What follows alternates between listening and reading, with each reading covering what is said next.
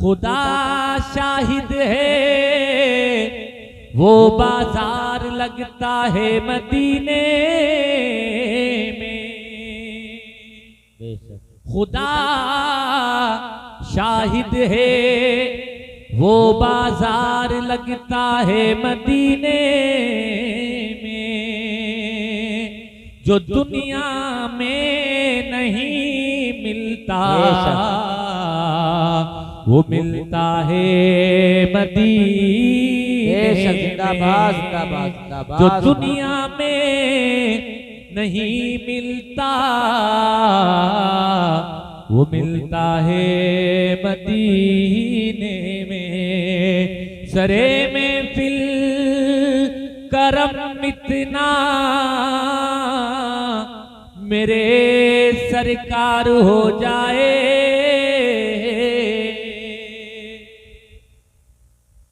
सरे में फिल करम इतना मेरे सरकार हो जाए। निगाहें मुंतजिर रह जाएं और दीदार हो जाए। निगाहें मुंतजिर रह जाएं और दीदार हो जाए। अब इस माह की मुनासिबत से दिल चाह रहा है कि ये अगला शेर भी सुना दो, इजाजत हो।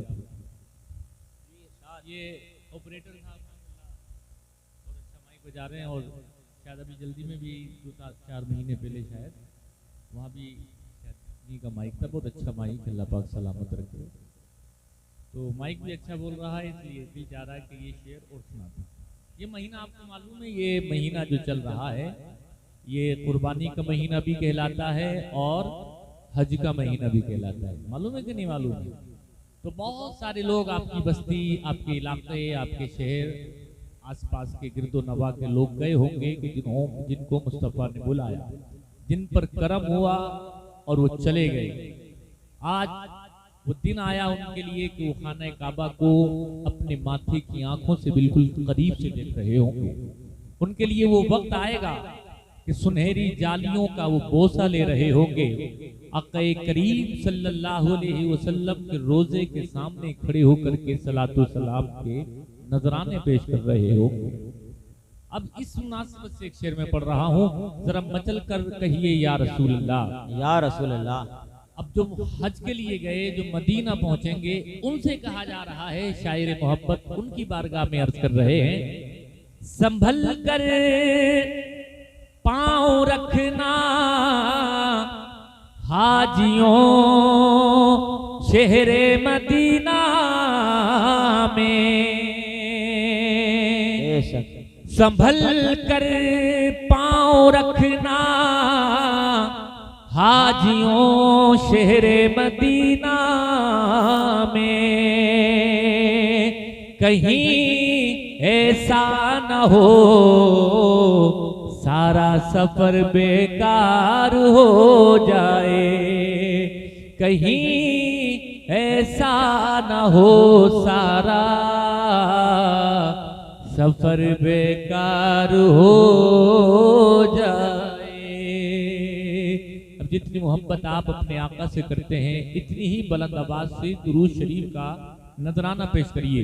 पढ़िए बाबा से बुलंद, अल्लाहुम्मा सल्ली अला सय्यिदिना व हबीबिना व मौलाना मुहम्मद व बारिक वसल्लिम सलाम अलैका या रसूल अल्लाह सल्लल्लाहु अलैहि वसल्लम।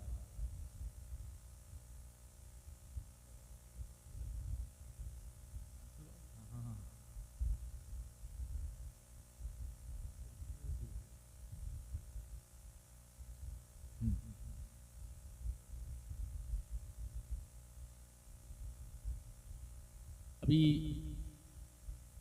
आपकी मस्जिद के खतीब व इमाम हजरत अल्लामा मौलाना कारी हनीफ साहिब क़िबला ने अक़ीदे के ताल्लुक से बड़ा मालूमाती निकाती अच्छा बयान फरमाया और आपने हजरत की बातों से और हजरत की तकरीर से काफी कुछ सीखा होगा।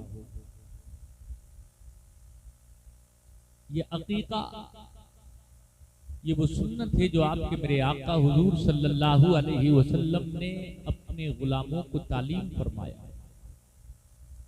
ये क्या है अकीका? अमूमन हम आप हमारे समाज में रहने वाले लोग ये दूसरों की देखा दाखी, दूसरों की कॉपी करने लगे हैं।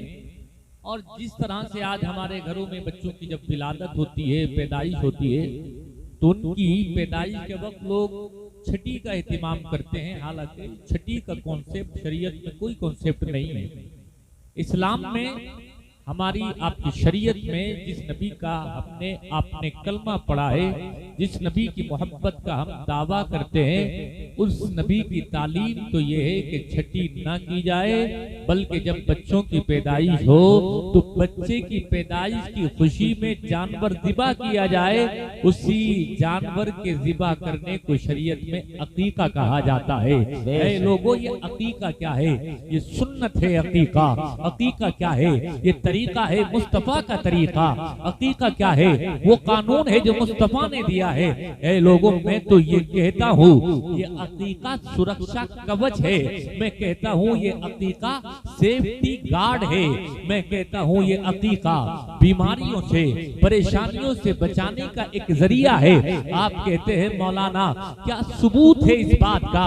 क्या दलील है इस बात की कि ये सुरक्षा कवच है, ये सेफ्टी गार्ड है? ऐ लोगों, आज हमने देखा है जब हमारे समाज में बीमारियां फैलती है तो बीमारी फैलने के बाद हिफ्ज़े मा तक़द्दम के तौर पर, यानी बीमारी के फैलने के बाद बीमारी से सेफ्टी के लिए पहले ही हिफाजती इंतजाम किए जाते हैं। पिछले दिनों में आपने देखा होगा जब चारों तरफ महामारी फैली हुई थी, जब चारों तरफ कोरोना वायरस का कहर फैला हुआ था, चारों तरफ हाहाकार मचा हुआ था, लाशों के अंबार, लाशों के ढेर लगे हुए थे। लोग कोरोना एक मामूली सा, एक नन्ना सा, एक छोटा सा वायरस था, उसकी ताब न ला करके जब मौत का शिकार हो रहे थे, उस फील्ड के एक्सपर्ट ने एक वैक्सीन बनाई। किसी ने ए लोगों उस पर बहुत ज्यादा रिसर्च नहीं किया गया, बस जल्दी जल्दी में वैक्सीन को बना दिया गया। लेकिन एक लोगों एक बात मैं कहना चाहता हूँ, ताकि वो कीला इंसान की नाक के रास्ते से, इंसान के मुंह के रास्ते से उसके बदन में पहुंच जाएगा तो कहीं ऐसा ना हो उसके लंग को इन्फेक्टेड कर दे, कहीं ऐसा ना हो इसके फेफड़ों को मुतासिर कर दे। ऐ लोगों, फेफड़ों को मुतासिर ना करे, उस कीड़े से हिफाजत की जाए। इसीलिए लोगों ने वैक्सीन ली थी, यानी वैक्सीन लगवाई गई, बड़े पैमाने पर वैक्सीन लगाई गई थी। लेकिन ऐ लोगों, अभी जल्दी में देखने में आ रहा है जिन लोगों ने वैक्सीन लगाई वो लोग हार्ट अटैक का शिकार हो रहे हैं। खून के थक्के इंसान की बॉडी में जम रहे हैं, ब्लड क्लॉटिंग हो रही है, यानी खून जम रहा है, जिसके नतीजे में, जिसकी पादाश में इंसान को हार्ट अटैक का खतरा बढ़ता चला जा रहा है। अभी जल्दी की कानपुर की खबर है, 98 यानी तकरीबन 98 लोग ऐसे ही अचानक मर गए। यानी जब वो रात को सोए थे तो बिल्कुल सही थे, रात को सोए तो बिल्कुल सुरक्षित थे, रात को सोए थे, कोई बीमारी, कोई परेशानी, कोई खांसी का झटका नहीं लगा था। लेकिन जब सुबह हुई है तो वो जागे नहीं, सोते ही रह गए हैं। एक नहीं हजारों किस्म के इस तरह के वाकयात हैं जो देखने में आते हैं। यानी एक बात मैं आपसे ये कहना चाहता हूँ, बीमारी फैलती है, बचने के लिए इंसान सेफ्टी गार्ड, सुरक्षा कवच का इस्तेमाल करता है। तरह तरह की बीमारियां हैं। एक बच्चा जब दुनिया में आता है, आपने देखा होगा जो डॉक्टर से डॉक्टरनी होती है, बच्चे को तरह तरह के इंजेक्शन लगाते हैं, पोलियो से हिफाजत का इंजेक्शन। इसी तरह से आज के दौर में, आज के डिजिटल युग में, आज के साइंस भरे युग में आज बच्चों को तरह तरह के इंजेक्शन लगाए जाते हैं ताकि जो वबाएं हैं, ताकि ऐसी बीमारियां कि जिनका इलाज नहीं हो सकता है, उन बीमारियों से अपने बच्चों को बचाया जा सके। यानी पोलियो की बीमारी से बच्चे को बचाया जा सके, यानी खतरनाक किस्म की वबाओं से बच्चे को बचाया जा सके, उसके लिए पैदाइश के वक्त बच्चे को इंजेक्शन लगा दिया जाता है, वैक्सीन की डोज लगा दी जाती है ताकि बच्चे को बीमारी से बचाया जा सके।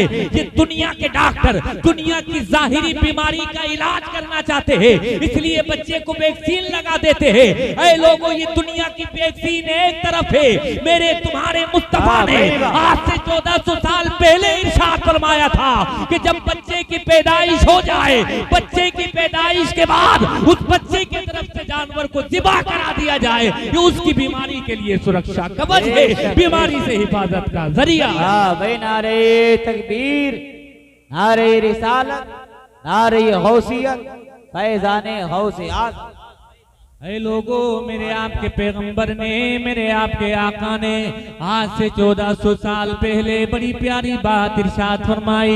मेरे आपके आका ने इरशाद फरमा दिया, अपने बच्चों का अकीका कराओ, बच्चों की तरफ से खून बहाओ। जब बच्चों की तरफ से खून बहा दिया जाता है, उनका अकीका करा दिया जाता है, तो मेरा मौला उनकी बीमारियों से हिफाजत फरमा देता है, जाहिरी बीमारी से भी हिफाजत हो जाती है और बातिनी अमराज से भी मेरा मौला दूर फरमा देता है। यानी लोगों, अगर मुस्तफा के तरीके पे अमल किया, अगर मुस्तफा की सुन्नत को अपने सीने से लगाया, एक इंसान दुनिया में भी कामयाब हो गया, मरने के बाद भी कामयाब हो जाएगा इंशाअल्लाह। लोगों, आज का जो उन्वान है, आज जो चंद बातें आपसे जिक्र करनी है, क्योंकि ये बच्चों का मसला है। जब इंसान के घर में बच्चा या बच्ची दुनिया में आकर के आंखें खोलता है तो बड़ी खुशी का मौका होता है। ऐ लोगों, ये तो आप उनसे पूछिए कि जिनके पास बच्चे या बच्चियों की दौलत नहीं है, कि उनके सीने में हर वक्त किस तरह का दर्द, किस तरह की टीस और किस तरह की तकलीफ होती है। जिनके पास बच्चे हैं, जिनके पास बच्चियां हैं, वो खुशनसीब हैं कि रब तबारक व तआला ने ऐसा जरिया बनाया है कि उनके बाद भी उनका नाम दुनिया में चलता रहेगा। लेकिन ऐ लोगों, जब एक बच्चा दुनिया में आ जाए, एक बच्ची जब दुनिया में आ जाए, तो आपने बहुत बार सुना होगा कि बेटे के ऊपर माँ बाप का हक है, बेटी के ऊपर माँ बाप का हक है। लेकिन एक बात मैं आपसे अर्ज करना चाहता हूँ, इस्लाम ऐ लोगों एक तरफ की बात नहीं करता है। मेरा तुम्हारा इस्लाम ये नहीं कहता है कि सिर्फ बाप का ही बेटे पर हक है, सिर्फ माँ का ही बेटे पर हक है, बल्कि ऐ लोगों, मेरे तुम्हारे इस्लाम ने जहाँ ये कहा है कि बाप का हक है बेटे पर, जहाँ ये कहा है बेटी का माँ का हक है बेटे के ऊपर, वही मेरे तुम्हारे इस्लाम ने, वही मेरे तुम्हारे पैगंबर ने, वही मेरे तुम्हारे आका ने ये भी इरशाद फरमाया है कि इसी तरह से जिस तरह से बेटों पर हक होता है, इसी तरह से माँ बाप पर भी हक होता है। अब माँ बाप के ऊपर क्या हक है? ऐ लोगों, एक इंसान जब शादी का इरादा करता है, एक इंसान जब निकाह का इरादा करता है, उससे पहले उसको हुक्म दिया गया है निकाह बाद में करे, लेकिन निकाह करने से पहले जहां वो निकाह करने जा रहा है, जहां निकाह का इरादा रखता है, उस औरत के बारे में गौर फिक्र कर ले, उस औरत के बारे में देख ले। देखना किस चीज को है? खूबसूरती को नहीं देखना है, हुस्न जमाल को नहीं देखना है, मालो दौलत को नहीं देखना है, अच्छे खानदान अच्छे हसब नसब को नहीं देखना है। यानी ये चीजें देखी जाएंगी, खूबसूरती भी देखी जाएगी, हुस्न जमाल भी देखा जाएगा, मालो दौलत को भी देखा जाएगा, अच्छे खानदान को भी देखा जाएगा। लेकिन सबसे पहले कहा जा रहा है, ये इंसान जो निकाह का इरादा रखता है, तू माल की वजह से निकाह ना करना। अगर माल की वजह से निकाह करेगा तो कंगाल हो जाएगा। किसी की इज्जत की वजह से, किसी के हसब और नसब की वजह से सिर्फ निकाह ना करना। अगर किसी की इज्जत की वजह से निकाह करेगा, एक वक्त आ जाएगा तू जलील और रुस्वा हो जाएगा। किसी के माल दौलत की वजह से निकाह नहीं किया जाएगा, हसब नसब की वजह से निकाह नहीं किया जाएगा, खूबसूरती की वजह से नहीं किया जाएगा, बल्कि कहा गया अगर निकाह किया जाएगा तो सबसे पहले दीनदारी देखी जाएगी। जिसका दीन अच्छा होगा, जिसका तकवा अच्छा होगा, उसके लिए कहा जा रहा है कि उसके लिए निकाह का पैगाम भेजा जाएगा।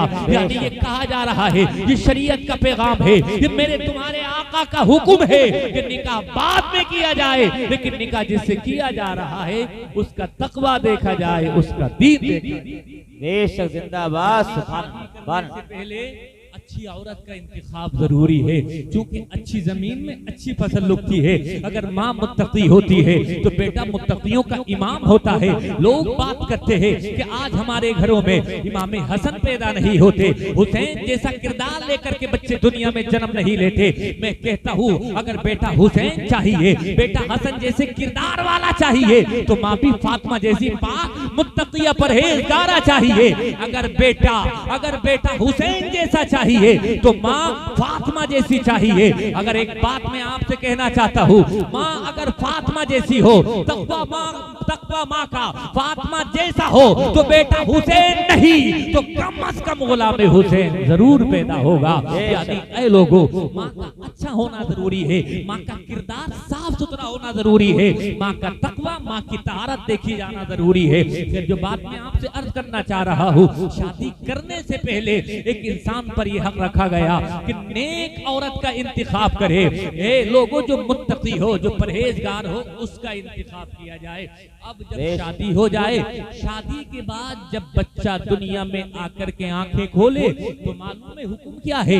हुक्म ये है कि जब बच्चा दुनिया में आकर के आंखें खोले तो सबसे पहले उसके दाएं कान में अजान दी जाए और बाएं कान में तकबीर कही जाए। ये माँ बाप पर हक है, ये बच्चे के ताल्लुक से हुक्म दिया जा रहा है।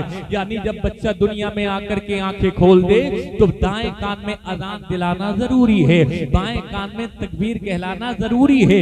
ये इसलिए जरूरी है कि बचपन के वक्त जब बच्चा दुनिया में आता है, बहुत सारे मर्द लाहिक हो जाते हैं। उम्मुस सिबियान का मर्द लाहिक हो जाता है, सूखा का मर्द लाहिक हो जाता है।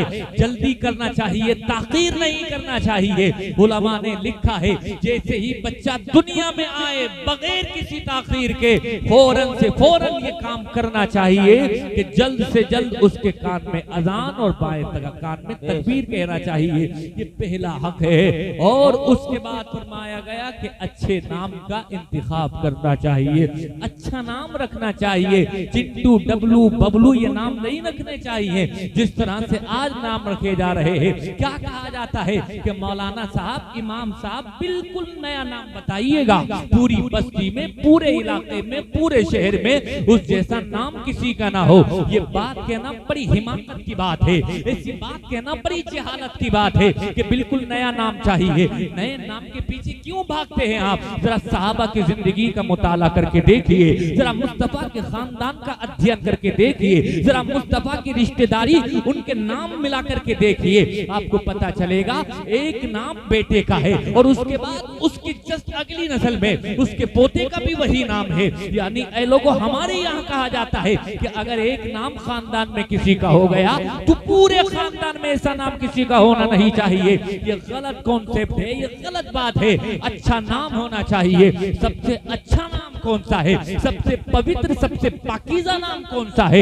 ऐ लोगों, जो बात मैं कहूंगा उसके बाद उसकी अहमियत सुनिए है, लेकिन जिस बात के पीछे मैं कह दूं कि ये बात मुस्तफा ने फरमाई है, ये बात कुरान में आई है, तो फिर उस बात की अहमियत है, फिर उस बात की इंपॉर्टेंस है। आइए प्यारे भाइयों, अब अहमियत वाली बात जरा समाप्त करते चलिए। मेरे आपके पैगंबर कायनात के आका क्या इरशाद फरमाते हैं? मेरे आपके आका नामों के ताल्लुक से इरशाद फरमाते हैं कि नामों में सबसे बेहतर नाम अब्दुल्ला है। सुभान अल्लाह, सुभान अल्लाह। जोर से बोले, क्या नाम है सबसे बेहतर? अब्दुल्ला। लोगों, मेरे आपके पैगंबर ने इरशाद फरमाया कि सबसे बेहतर नाम, सबसे अच्छा नाम अब्दुल्ला है। यानी ये सबसे अच्छा नाम है। और इसके बाद बहुत सारे नाम, अब्दुल रहमान रख सकते हैं नाम, लेकिन एक बात याद रहे, जिसका नाम अब्दुल रहमान हो, जिसका नाम अब्दुल खालिक हो, अब्दुल मालिक हो, तो उसको सिर्फ खालिक नहीं कहना चाहिए, उसको सिर्फ मालिक नहीं कहना चाहिए। जिस तरह से अब्दुल्ला से पहले लफ्ज़ अब्द को हटाया नहीं जा सकता, इसी तरह से अब्दुल मालिक, अब्दुल खालिक से पहले लफ्ज़ अब्द को हटाया नहीं जा सकता।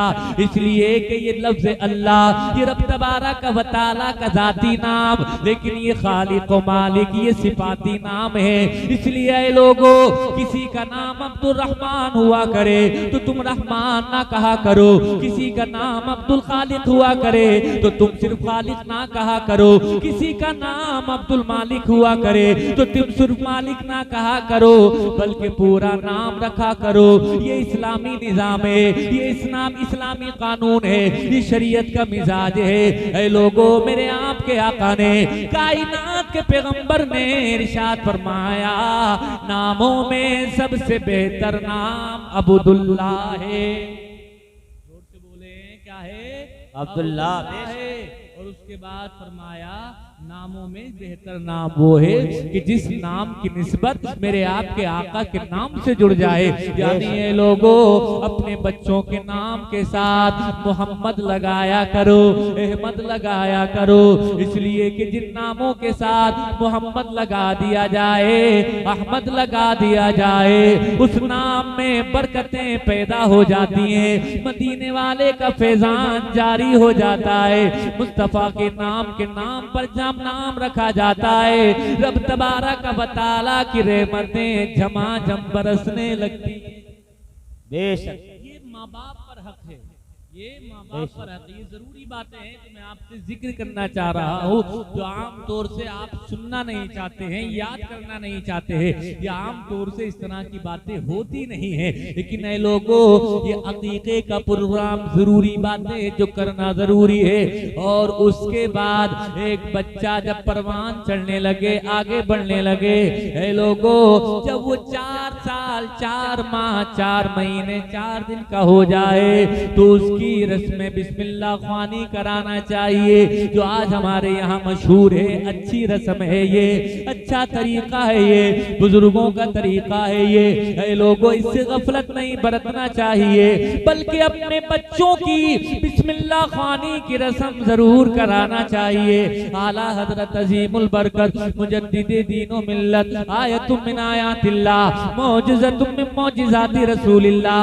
अच्छे रजा सच्चे रजा, हम सब के रजा इमाम अहमद रजा खान फाजिल बरेलवी अलैहि रहमतु व रिज़वान के मलफूजात का जो मजमुआ है, जिसको अल मलफूज के नाम से पूरी दुनिया जानती पहचानती है। अल मलफूज के अंदर ये बात लिखी गई है। ऐ लोगों, आला हजरत अजीमुल बरकत से इस हवाले से पूछा गया, रस्म बिस्मिल्लाह ख्वानी के ताल्लुक से दरियाफ्त किया गया, तो आला हजरत ने मना नहीं फरमाया, बल्कि ऐ लोगों लिखा है किताब के अंदर कि हजरत ख्वाजा कुतुबुद्दीन बख्तियार काकी रहमतुल्लाहि ताला अलैह, उनकी बिस्मिल्लाह ख्वानी का जिक्र किया गया कि जब आपकी उम्र तकरीबन हो गई 4 साल 4 माह 4 दिन की, तो बिस्मिल्लाह ख्वानी की रस्म अदा कराने के लिए ऐ लोगों वो वक्त आया कि बिस्मिल्लाह पढ़ाई जाए। कौन पढ़ाएगा बिस्मिल्लाह? कौन रस्म बिस्मिल्लाह की अदायगी कराएगा? ऐ लोगों, हिंद के राजा मेरे ख्वाजा हजरत ख्वाजा गरीब नवाज, उन्होंने बिस्मिल्लाह को पढ़ाना चाहा, बिस्मिल्लाह की रस्म को अदा कराना चाहा। गैबी आवाज आई और आवाज का मफहूम ये था, हे मुईनुद्दीन ठहर जाओ, बिस्मिल्लाह ख्वानी की रस्म काजी हमीदुद्दीन नागौरी अदा कराएंगे। मुख्तसर ये है प्यारे भाइयों, काजी हमीदुद्दीन नागौरी रहमतुल्लाहि ताला अलैह तशरीफ ले आए, उन्होंने पढ़ाना शुरू कर दिया। अऊज़ु बिल्लाहि मिनश शैतानिर रजीम, बिस्मिल्लाहिर रहमानिर रहीम। ऐ लोगों, ख्वाजा कुतुबुद्दीन बख्तियार काकी रहमतुल्लाहि ताला अलैह औज़ू पढ़ते हैं, बिस्मिल्लाह पढ़ते हैं, लेकिन बिस्मिल्लाह पढ़ने के बाद ठहरते नहीं है। बिस्मिल्लाह के बाद जब चालू होते हैं तो चालू ही हो जाते। ऐ लोगों, सूरे फातिहा पढ़ देते, उसके बाद सूरे बकरा पढ़ देते, सूरे आले इमरान पढ़ देते हैं। यहाँ तक के लोगों जान करके आपको हैरत होगी, उन्होंने पहला पारा पढ़ दिया, दूसरा तीसरा चौथा पांचवा छठा पारा पढ़ दिया, कितनी आगे बढ़ती चली जा रही है। 7वां 8वां 9वां 10वां यहाँ तक के 16 पारे पढ़ करके सुना दिए हैं। किसने? ख्वाजा कुतुबुद्दीन बख्तियार काकी रहमतुल्लाहि ताला अलैह ने। अभी उम्र कितनी है? अभी उम्र 4 बरस ही की तो है, लेकिन 16 पारे पढ़ करके जब सुनाए हैं और जब मुकम्मल हो गए हैं 16 पारे, ख्वाजा कुतुबुद्दीन बख्तियार काकी ठहर जाते हैं। अब काजी हमीदुद्दीन नागौरी का तेवर पूछ रहा था, ए ख्वाजा कुतुबुद्दीन, ये कहां से सीख करके आए हो? आज पहली बार तुम्हारी रस्में बिस्मिल्लाह ख्वानी अदा की जा रही है, लेकिन ये 16 पारे हिफ्ज कहां किए हैं? वो जो जवाब था, वो जवाब सीने में लिखने के ताल्लुक, सीने से लिखने के ताल्लुक रखता है। ऐ लोगों, जब पूछा गया ये 16 पारे कहां याद किए हैं, ख्वाजा कुतुबुद्दीन बख्तियार काकी इरशाद फरमा रहे थे कि मैंने अपनी माँ से सीखे। वाह बे, नारे तकबीर, नारे रिसालत, नारे गौसियत, फैजाने गौसे आज़म। किससे सीखे हैं? माँ से सीखे हैं। अभी उम्र कितनी है? लोगों जरा देखो तो सही, इतनी कम उम्र में एक बच्चा है 16 पारे हिफ्ज सुना देता है। कहा मेरी माँ ने मुझे सुनाए हैं। कहा कैसे सुनाए हैं तुम्हारी माँ ने? जवाब दिया कि मेरी माँ इन पारों की हाफिजा है, हाफिजा है। लोगों सुभान अल्लाह, मेरी माँ ने बड़ी तिलावत की है, बहुत तिलावत की है, बड़ा पढ़ा है इन पारों को, और मैंने अपनी माँ के पेट के अंदर इतना सुना है, सुनते सुनते मुझे याद हो गए। वही बात जो मैंने अभी आपसे जिक्र की थी, निकाह करने से पहले दीनदार बच्ची का इंतखाब जरूरी है, दीनदार बच्ची का सिलेक्शन जरूरी है। इसलिए कि अगर बच्ची दीनदार होगी, वही तो कुरान पढ़ने वाली होगी, वही तो नमाज पढ़ने वाली होगी। जिस बच्ची ने कुरान ना पढ़ा होगा, वो खुद कैसे कुरान पढ़ेगी? जिस बच्ची ने कुरान ना पढ़ा होगा, अपने बच्चे को कैसे सिखाएगी? अच्छा, इससे एक बात और समझ में आती है, और वो बात ये है कि माँ के पेट के अंदर जो बच्चा या बच्ची होती है, और माँ जब कोई एक्टिविटी दुनिया के ऊपर करती है, तो उसका बराहे रात बच्चे पे असर पड़ता है। अगर असर नहीं पड़ता तो ख्वाजा कुतुबुद्दीन बख्तियार काकी को माँ के पेट के अंदर 16 पारे कैसे याद हो जाते? यानी ऐ लोगों को समझ में आ गया कि आज जो बच्चे डांसर पैदा हो रहे हैं, उसकी बुनियादी वजह यही है कि आज की माएं जब उनके बच्चों के पेट में कोई अमानत होती है, तो हमने देखा है वो दिल बहलाने के लिए फिल्में ड्रामे देखती है, दिल बहलाने के लिए वो सीरियल देखा करती है, दिल बहलाने के लिए वो मूवी और गाने सुना करती है। लेकिन ऐ लोगों, एक बात आज समाप्त करते चलिए, मैंने वही सबसे पहले आपसे जिक्र किया है, जो माँ करेगी सीधा साधा असर उसके बच्चे पर जरूर पड़ेगा। इसीलिए ऐ लोगों, अच्छी बच्ची का इंतखाब जरूरी है। कुछ देखना ना देखना, लेकिन सबसे पहले दीनदारी देखना। इसलिए कि जो दीनदारी देख करके किसी बच्ची से निकाह करता है, मेरा मौला उसके घर में रहमतों का, बरकतों का नुज़ूल फरमाता है। बेशक एक कुरान पढ़ने वाली जब लड़की घर में आती है और जब उसकी शादी होती है, तो सबसे पहले उसका काम क्या होगा? फजर में उठेगी, वुजू बनाएगी, कुरान पढ़ेगी। और ऐ लोगों, आया है किताबों में कि जब इंसान सुबह को उठ करके फजर की नमाज अदा करता है, कुरान अदा करता है, वो इस्लाम के झंडे के नीचे होता है। आपको मालूम है कि जहाँ कुरान पढ़ा जाता है वहाँ रब की रहमतें उतरती है, जहाँ कुरान पढ़ा जाता है वहाँ बरकतों का नुज़ूल होता है।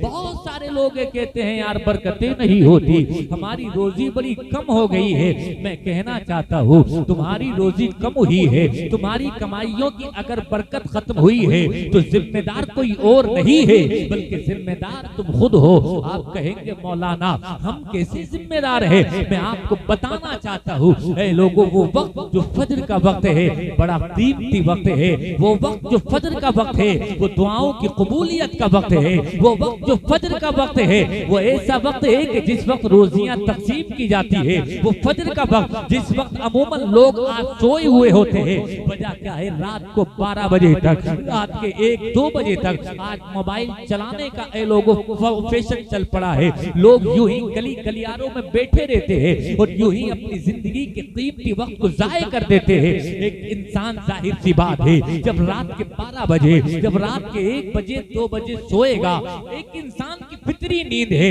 6 या 8 घंटे उसको नींद चाहिए। वो 8 बजे 9 बजे 10 बजे उठेगा। एक बात याद रखिए प्यारे भाइयों, फजर का वक्त नमाज का वक्त है, फजर का वक्त कुरान की तिलावत का वक्त है, फजर का वक्त रोजियों की तकसीम का वक्त है। जिस वक्त के रोजी तकसीम की जा रही है, जिस वक्त के फरिश्ता रोजी लेकर के तेरे दरबार नारे तकबीर, नारे रिसालत, नारे गौसियत, हजरत कारी जाकिर साहब किबला, नारे तकबीर, नारे रिसालत। बैठ जाए आप लोग, बैठ जाए। बैठिए, तशरीफ रखिए। देखिए, जिस हस्ती और जिस शख्सियत का मैं आपसे भी जिक्र कर रहा था अपनी गुफ्तगू के आगाज से कबल, वो शख्सियत और अखलाक के पेकर अब आपके हमारे मजमे में और आपके हमारे बीच में हाजिर हो चुके हैं। उम्दतुल बयान कारी खुशहाल आलिम मानी बयान हजरत हाफिज कारी जाकिर साहिब किबला हमीरपुरी। अब बस मेरे बात उन्हीं का खिताब होना है।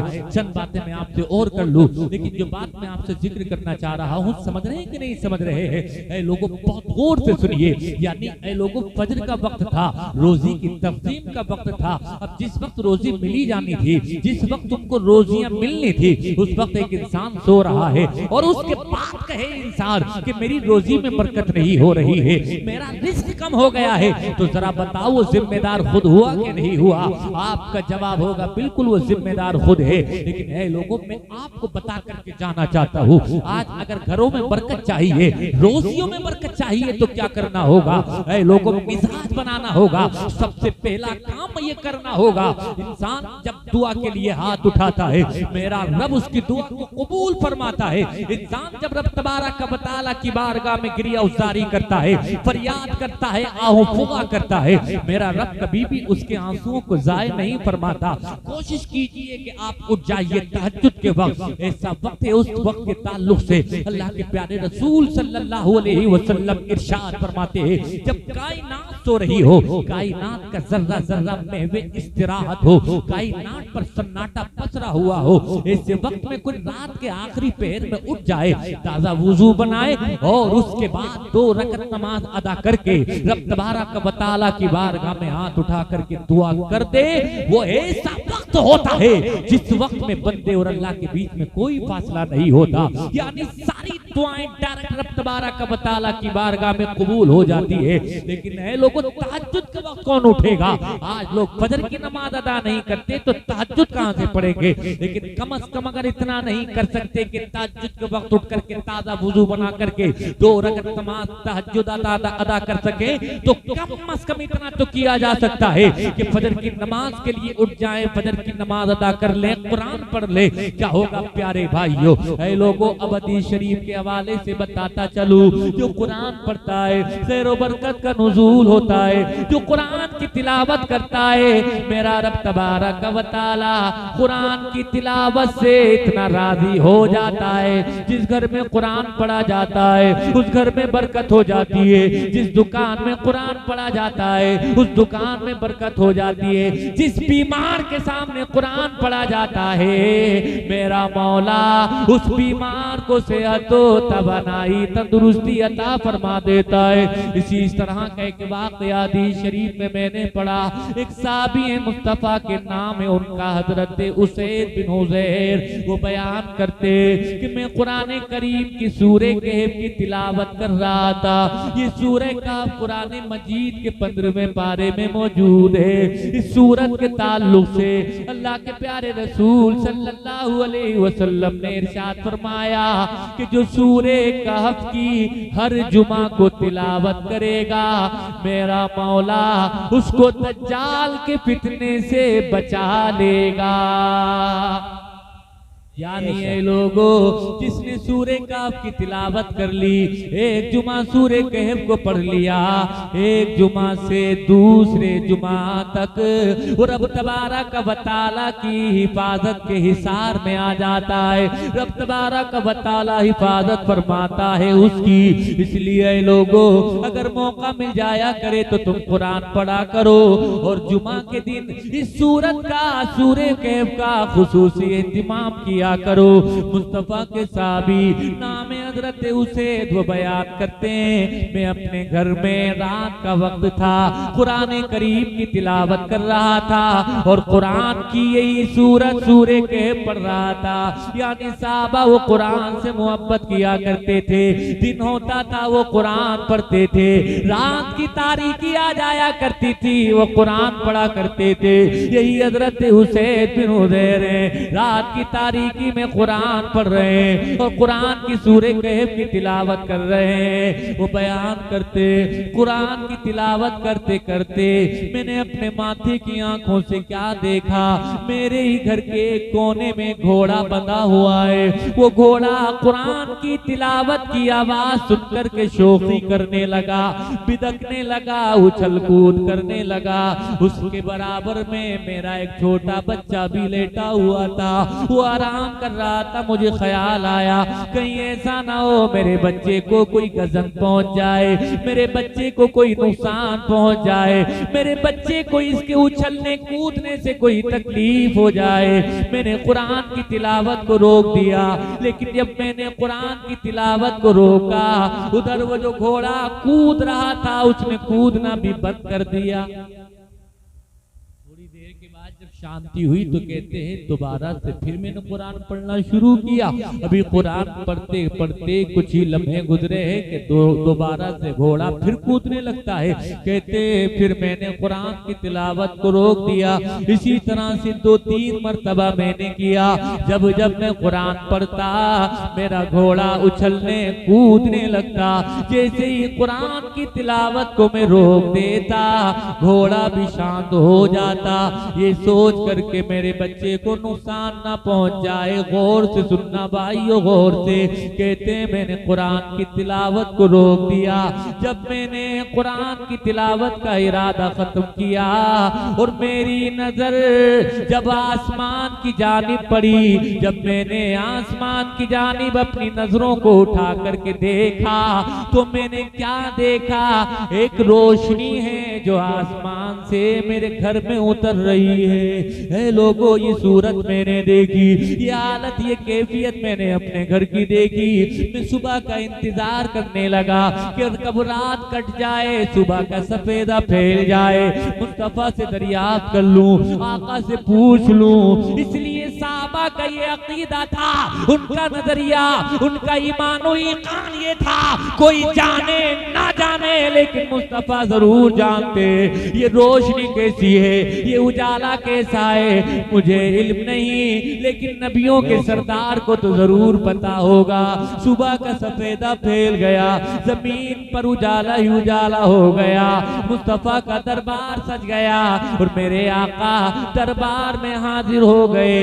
मेरे मुस्तफा दरबार में यूं नजर आते हैं जैसे आसमान के सितारों के बीच में चांद नजर आता है। मेरे आका की हुस्न का जवाब नहीं, मेरे आका के जमाल का जवाब नहीं, मेरे आका की खूबसूरती का जवाब नहीं। उनकी खूबसूरती के ताल्लुक से तो बरेली के आला हजरत ने भी बड़ी प्यारी बात इरशाद फरमाई। उन्होंने भी इरशाद फरमाया, हुस्न खाता है जिनके नमक की कसम है, वो मलीहे दिलारा हमारा नबी, सबसे आला ओ औला हमारा नबी, सबसे बाला ओ बाला हमारा नबी।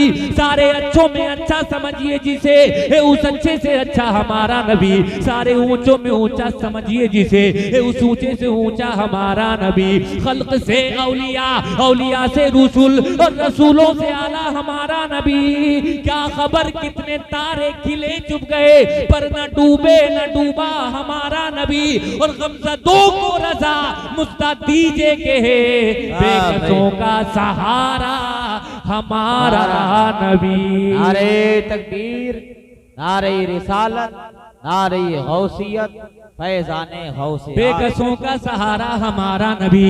यही तो आला हजरत ने कहा। ऐ लोगों, आला हजरत ने 4वीं सदी में कहा, लेकिन ऐ लोगों जिन्होंने माथे की आंखों से देखा, उन्होंने मुस्तफा के हुस्न को देख करके ज़बान हाल से यूं कहा।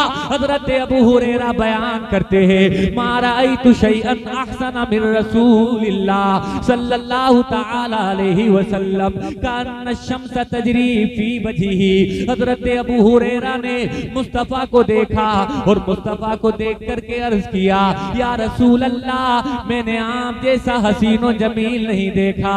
और इतना ही नहीं, हजरत अबू हुरैरा ने तो यूं बयान किया, मा रअयतु शैअन अहसन मिन रसूलिल्लाह कअन्न शम्स तजरी फी वजही। हजरत अबू हुरैरा बयान करते, जब हम मुस्तफा को देखा करते थे तो ऐसा महसूस हुआ करता था गोया आसमान का सूरज है जो मुस्तफा के चेहरे में तैर रहा है। लोगों, हजरत हुरैरा ने कह दिया, लेकिन यही बात है लोगों, मकीने सिदरा, ताइरे सिदरा हजरत जिब्रील अमीन ने भी कही। वो क्या कहते हैं? वो कहते हैं, इन्नल्लाह बासनी इलैक कल्लबतु मशारिकल अर्दी व मगारिबहा फतुफ्तु जबलहा व सहलहा फलम अरा रजुलन अफजल मिन मुहम्मद। हजरत जिब्रील अमीन मुस्तफा की बारगाह में आए, आकर के अर्ज किया, या रसूल अल्लाह अलैहिस्सलातु वस्सलाम, आपकी खिदमत में आने से पहले मैंने पूरब को देखा, पश्चिम को देखा, उत्तर को देखा, दक्षिण को देखा, जमीन के नीचे देखा, आसमानों के पीछे देखा, लेकिन या रसूल अल्लाह कल्लबतु मशारिकल अर्दी व मगारिबहा फतुफ्तु जबलहा व सहलहा फलम अरा रजुलन अफजल मिन मुहम्मद। हे आका, कायनात का जर्रा जर्रा देख लिया, लेकिन मुस्तफा आप जैसा हसीनो जमील नहीं देखा। इसी को बरेली के आला हजरत ने इरशाद फरमाया, यही बोले सिदरा वाले, चमने जहां के थाले सभी मैंने छान डाले, तेरे पाए का न पाया, तुझे यक ने यक बनाया, तुझे हम दे आया। ऐ लोगो, उसी हसीनो जमील के बादशाह, उसी हसीनो जमील सरताज की बारगाह में हजरत हुसैन हाजिर हो गए और अर्ज कर दी, या रसूल अल्लाह, रात मैंने ऐसा ऐसा देखा। पूरा वाकया था ना, बयान कर दिया। ऐ लोगो, बयान कर रहे हैं और मेरे आपके आका, कायनात के पैगंबर, इमामुल अंबिया, सरदारे अंबिया, वजह तख्लीक़े कायनात मुस्तफ़ा, जब ये तमाम बातें अपने गुलाम हजरत हुसैन से सुन रहे हैं तो साथ ही साथ ये जुमला भी इरशाद फरमाते चले जा रहे हैं, हुसैन तुम कुरान पढ़ा करो, तुम कुरान पढ़ा करो, यानी कुरान की तिलावत को हिर्ज़े जान बना लो, कुरान की तिलावत को अपनी आदत बना लो। ये कहते चले जा रहे हैं मेरे आका, लेकिन हजरत हुसैन ने अर्ज की, या रसूल अल्लाह, वो उजाला कैसा था, वो रोशनी कैसी थी? मेरे मुस्तफा ने इरशाद फरमाया, वो सकीना था, वो रब तबारक व तआला की जानिब से नाजिल कर सुकून था। एक हदीस का मफहूम ये है कि वो नूरानी फरिश्तों की जमात थी जो तुम्हारे घर में उतर रही थी, तुम्हारे कुरान की आवाज को सुनने के लिए, कुरान की तिलावत को सुनने के लिए। अगर तुम कुरान पढ़ते रहते, कुरान की तिलावत करते रहते, सुबह हो जाती, वो जाते नहीं और तुम्हारी बस्ती, तुम्हारे इलाके के लोग उनको अपने माथे की आंखों से देख लेते। समझे कि नहीं समझे भाइयों? यानी लोगों, एक बात समझ में आ गई, बस आखिरी बात है, उसके बाद खत्म कर रहा हूँ। क्या समझ में आया कि जब कुरान पढ़ा जाता है तो रब की रहमत उतरती है, जब कुरान पढ़ा जाता है तो रहमत के फरिश्ते आते हैं। ऐ लोगों, जब रहमत के फरिश्ते आ जाएंगे, जब रब की रहमतें बरकतें उतर जाएंगी तो सिर्फ कमाई में ही नहीं, तेरी जिंदगी में भी बरकत हो जाएगी, तेरी औलाद, तेरे बच्चों में भी बरकत हो जाएगी। इसलिए अगर बरकतें चाहिए तो कुरान को सीने से लगाना पड़ेगा, इबादतों की आदत बनानी पड़ेगी। तो ये माँ बाप के ऊपर क्या है, एक अच्छा और जरूरी लाजमी हक है कि वो जब 4 साल 4 माह 4 दिन का हो जाए तो फिर रस्म बिस्मिल्लाह खानी कराए। अच्छा, एक बात और समाप्त कर लें, इसका मतलब ये भी नहीं है कि आप बिस्मिल्लाह की रस्म करा के बस छोड़ दें। कारी अशफाक साहब, इसका मतलब उलमा ने ये लिखा है कि इसका मतलब है कि आज से बाकायदा उसकी तालीम का आगाज हो गया, यानी आज से अब उसको पढ़ने जाना लाजमी कर दीजिए। आज से तालीम जरूरी हो गई है। ऐसा नहीं कि जैसा हमारे आपके यहाँ होता है, चलिए बिस्मिल्लाह करा दी और 2, 4, 6, 8, 10 साल के लिए भूल गए, चलो बाद में कुरान पढ़ लेगा, बाद में पारा पढ़ लेगा, बाद में दीनिया सीख लेगा। नहीं नहीं, बल्कि उसी दिन से जरूरी है। बहुत सारे लोग हैं आज अपने बच्चों को कारोबार दे करके जाते हैं, घर बार दे करके जाते हैं, दुकान मकान दे करके जाते हैं, बिजनेस के उसूल और नियम सिखाते हैं, लेकिन नए लोगों कारोबार देना जरूरी नहीं, घर बार देना जरूरी नहीं, जमीन जायदाद देना जरूरी नहीं, बल्कि सबसे जरूरी क्या है? मुस्तफा की हदीस सुने, उसके बाद खत्म कर रहा हूँ। मेरे आपके आका ने इरशाद फरमाया, माना हला वालिदुन मिन नुहुलिन अफजल मिन अदबिन हसन। कायनात के आका ने इरशाद फरमाया, एक बाप जो अपने बच्चों को गिफ्ट देता है, तोहफा देता है, माना हला वालिदुन वलदहु मिन नुहुलिन अफजल मिन अदबिन हसन, यानी सबसे बेहतर गिफ्ट क्या है, सबसे बेहतर तोहफा क्या है? तो फरमाया सबसे बेहतर तोहफा मकान नहीं, दुकान नहीं, कारोबार नहीं, सबसे बेहतर अगर कोई तोहफा जो एक बाप अपने बच्चे को देता है, फरमाया मिन अदबिन हसन, सबसे बेहतर तोहफा ये है कि बाप अपने बच्चों को अच्छा अदब सिखा दे। ये सबसे बेहतर तोहफा है, ये सबसे बेहतर गिफ्ट है। आज अगर बच्चे को आपने अदब सिखा दिया, तालीम और तरबियत के जेवर से रास्ता पे रास्ता कर दिया, तो कल वही बच्चा आपकी इज्जतों के महल अपनी पलकों पे तामीर करेगा। आज जब बच्चा जवान हो जाता है, जवानी की दहलीज पे कदम रखता है, बहुत सारे बूढ़े माँ बाप आकर के शिकायत करते हैं, मेरा बच्चा मेरी इज्जत नहीं करता, मेरा बच्चा मेरी ताजीम नहीं करता, मेरा मकाम मेरा अदब और एहतराम नहीं करता। मैं एक बात अर्ज करना चाहता हूँ, वो तुम्हारी ताजीम करे कैसे, वो तुम्हारी इज्जत करे कैसे? तुमने तो उसको बताया नहीं कि ताजीम क्या है, तुमने तो उसको सिखाया नहीं बाप और माँ का मकाम क्या है। ऐ लोगों, ये मदरसे जो मदरसे आज पूरी दुनिया में टारगेट और निशाने पर है, ऐ लोगों इन मदरसों को लोग आज टारगेट कर रहे हैं, तनकीद का निशाना बना रहे हैं। आपको मालूम है इन मदरसों की इंपॉर्टेंस और अहमियत कितनी जरूरी है। आज पूरी दुनिया में आप चले जाइए, कहीं ये पैगाम नहीं दिया जाता है, लेकिन एक बच्चा जब मदरसा जाता है, मदरसे में जाकर के जब वो खुदा का कुरान पढ़ता है, उस कुरान के अंदर एक आयत वो पढ़ता है, तकरीबन 16 मकामात कुरान में ऐसे हैं कि जिन मकामात पर माँ बाप की अजमत, उनकी अहमियत, उनकी शान, उनकी इज्जत और रिफत को बयान किया गया है, उनकी खिदमत के हवाले से जिक्र किया गया है। लेकिन कुरान करीम में एक आयत जो कुरान के 15वें पारे में सूरे बनी इसराइल के अंदर आई है, अभी फिलहाल मैं वो सुनाना चाहता हूँ आपको। एक बच्चा जब मदरसा जाता है, वो मदरसा जाने के बाद जब वो कुरान पढ़ता है और कुरान की इस आयत पर आता है, अल्लाह रब्बुल इज्जत इरशाद फरमाता है, वक़दा रब्बुका अल्ला ताबुदू इल्ला इय्याह व बिल वालिदैनि इहसाना इम्मा यबलुगन्ना इंदकल किबर अहदुहुमा औ किलाहुमा फला तकुल लहुमा उफ़ वला तनहरहुमा व कुल लहुमा कौलन करीमा। जैसे ही ये आयत पढ़ता है और इस आयत का उसको ट्रांसलेशन, जैसे ही इस आयत का उसको तर्जुमा सिखाया जाता है, उसी दिन उसकी समझ में आ जाता है कि माँ की शान क्या है, बाप का मकाम क्या है। कहा जाता है एक बच्चा जब डॉक्टर बन जाता है, एक बच्चा जब इंजीनियर और मास्टर बन जाता है, तो माँ बाप सोचते हैं बड़ा अदब एहतराम के साथ उसके साथ पेश आया जाता है। कहीं ऐसा ना हो कि बेटे की शान में गुस्ताखी हो जाए।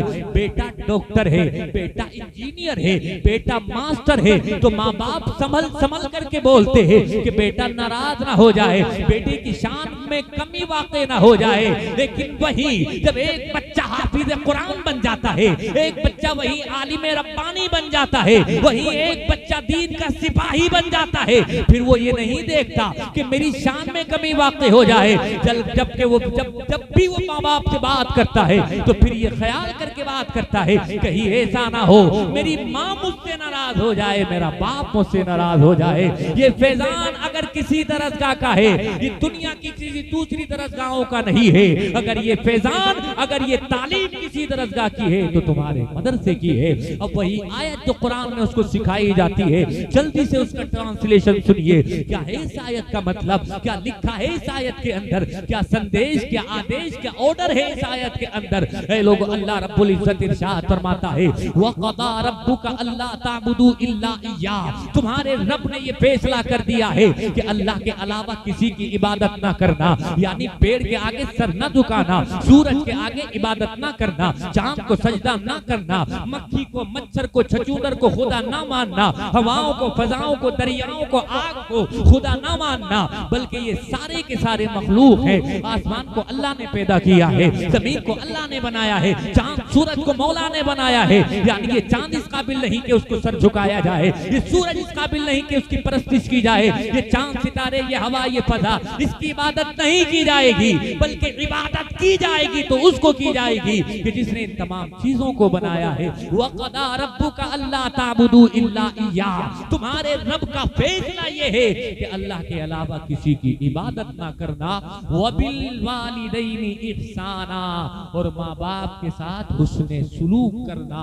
यानी इस आयत के अंदर अल्लाह रब्बुल इज्जत ने क्या फरमाया, अल्लाह के अलावा किसी की इबादत ना करना, यानी तौहीद का पैगाम दिया जा रहा है। अल्लाह रब्बुल इज्जत की इबादत के अलावा किसी की इबादत नहीं की जाएगी। गुलामों को, ईमान वालों को, अल्लाह के बंदों को ये पैगाम दिया जा रहा है।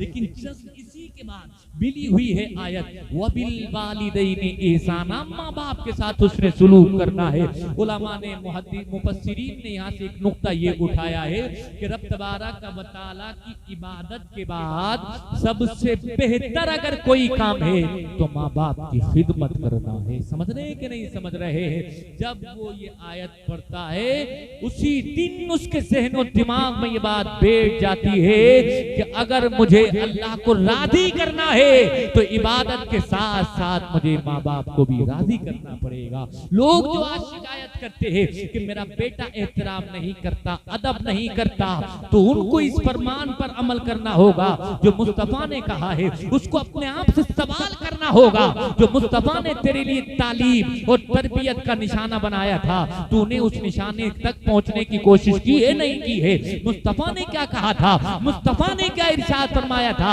आका ने तो ये इरशाद फरमाया था, कुछ देना मत देना अपने बेटे को, कुछ देना मत देना अपनी औलाद को, लेकिन अपनी औलाद को अच्छा अदब जरूर सिखा देना। अगर मुस्तफा की इस हदीस पे हमने अमल किया होता तो बुढ़ापे में हम तड़प नहीं रहे होते, बल्कि बच्चे की खिदमतों से शायद काम हो रहे होते। तो इसलिए अपने बच्चों को दीनी तालीम भी देना जरूरी है ताकि वो माँ बाप का मकाम सब समझ सकें, उनका अदब, उनका एहतराम कर सकें। बहुत सारी चीजें हैं सबा तूफान नूह लाने से फायदा क्या, चंद अश्की ही काफी हैं अगर कुछ असर करे। ये तीसरा हक मैंने बयान किया कि अच्छी तालीम, अच्छी तरबियत। अच्छी तालीम से मुराद यहाँ सिर्फ दीनी तालीम ही नहीं है, बल्कि वो तालीम जो उसके किरदार, उसके कैरेक्टर को, उसके अंदर को चमकीला बनाए, हर वो तालीम जरूरी है। एक इंसान दुनिया में रहता है तो दुनिया के लोगों के साथ रहने का सलीका आए, तरीका आए, वो तालीम भी जरूरी है। लेकिन चूंकि हमें आपको पूरी जिंदगी दुनिया में नहीं रहना है, एक वक्त के बाद दुनिया छोड़ के जाना है। हमारी दुनिया, आपकी दुनिया, मुसलमानों की दुनिया तो मरने के बाद की दुनिया है, इसलिए इस दुनिया को भी अच्छा किया जाएगा। और इस दुनिया के बाद जो असली दुनिया है, जो अबदी दुनिया है उस दुनिया को भी अच्छा करने की कोशिश की जाएगी, यानी इस दुनिया को भी बेहतर बनाया जाए और इस दुनिया के बाद जो आखिरत की दुनिया है, जो कब्र की दुनिया है, उसको भी फरामोश ना किया जाए। ये चंद बातें हैं, जरूरी बातें हैं जो मैंने आपसे जिक्र की हैं। अगर बात करूंगा तो मजीद और बहुत सारे हुकूक है। आला हजरत ने फतावा रज़विया शरीफ में बहुत सारे हुकूक लिखे हैं जो वालिदैन पर जरूरी है। अगर उसकी तफसील की जाएगी वक्त बहुत ज्यादा चला जाएगा, इसलिए मैं इसी पर इक्तिफा कर रहा हूँ। रब तबारक व तआला मुझे आपको सबको अमल करने की तौफीक नसीब फरमाए। मेरे कहने में, आपके सुनने में लफ्ज़न सेहवन मानन जो गलतियां हुई हो मेरा मौला मुआफ फरमाए। आमीन व मा अलैना इल्लल बलाग। अस्तगफिरुल्लाह रब्बी मिन कुल्ली ज़ंबिन व अतूबु इलैहि। अस्सलामु अलैकुम।